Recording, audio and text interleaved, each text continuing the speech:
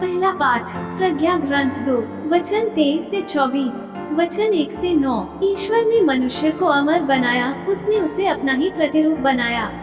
शैतान की ईर्ष्या के कारण ही मृत्यु संसार में आई है। जो लोग शैतान का साथ देते हैं वे अवश्य ही मृत्यु का शिकार हो जाते हैं। धर्मियों की आत्माएं ईश्वर के हाथ में हैं, उन्हें कभी कोई कष्ट नहीं होगा। मूर्ख लोगों को लगा कि वे मर गए हैं। वे उनका संसार से उठ जाना घोर विपत्ति मानते थे और यह समझते थे कि हमारे बीच से चले जाने के बाद उनका सर्वनाश हो गया है, किंतु धर्मियों को शांति का निवास मिला है। मनुष्यों को लगा कि विधर्मियों को दंड मिल रहा है, किंतु वे अमरत्व की आशा करते थे। थोड़ा कष्ट सहने के बाद उन्हें महान पुरस्कार दिया जाएगा। ईश्वर ने उनकी परीक्षा ली और उन्हें अपने योग्य पाया है। ईश्वर ने घरिया में सोने की तरह उन्हें परखा और होम बलि की तरह उन्हें स्वीकार किया। ईश्वर के आगमन के दिन वे ठूठी के खेत में धधकती चिनगारियों की तरह चमकेंगे। वे राष्ट्रों का शासन करेंगे, वे देशों पर राज्य करेंगे, किंतु प्रभु सदा सर्वदा उनका राजा बना रहेगा।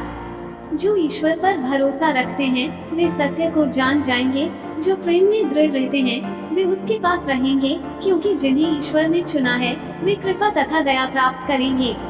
सुसमाचार संत लूकस 17 वचन 7 से 10। यदि तुम्हारा सेवक हल जोतकर या ढोर चराकर खेत से लौटता है तो तुम में ऐसा कौन है जो उससे कहेगा आओ तुरंत भोजन करने बैठ जाओ? क्या वो उससे यह नहीं कहेगा मेरा भोजन तैयार करो? जब तक मेरा खाना पीना न हो जाए कमर कसकर परोसते रहो, बाद में तुम भी खा पी लेना।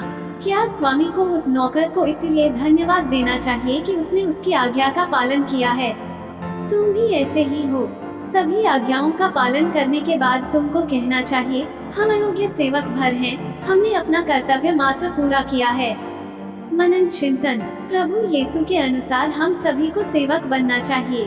धर्म ग्रंथ प्रभु यीशु को प्रभु के पीड़ित सेवक के रूप में प्रस्तुत करता है। उन्होंने अपने ही शिष्यों के पैर धोकर अंतिम भोज में सेवक की अपनी भूमिका का प्रदर्शन किया। वो उन लोगों के चरणों में बैठ गया जो उन्हें स्वामी कहते थे और दास की तरह उनके पैर धोए। यह महान कार्य करने के बाद उन्होंने उनसे कहा तुम मुझे गुरु और प्रभु कहते हो और ठीक ही कहते हो, क्योंकि मैं वही हूँ। इसलिए यदि मैं तुम्हारे प्रभु और गुरु ने तुम्हारे पैर धोए हैं तो तुम्हें भी एक दूसरे के पैर धोने चाहिए। मैंने तुम्हें उदाहरण दिया है जिससे जैसा मैंने तुम्हारे साथ किया वैसा ही तुम भी किया करो। आज के सुसमाचार में प्रभु यीशु हमें किसी भी प्रशंसा या प्रतिफल की उम्मीद किए बिना प्रभु और एक दूसरे की सेवा करने को कहते हैं। उनके अनुसार सेवा करना हमारा कर्तव्य है। आमीन।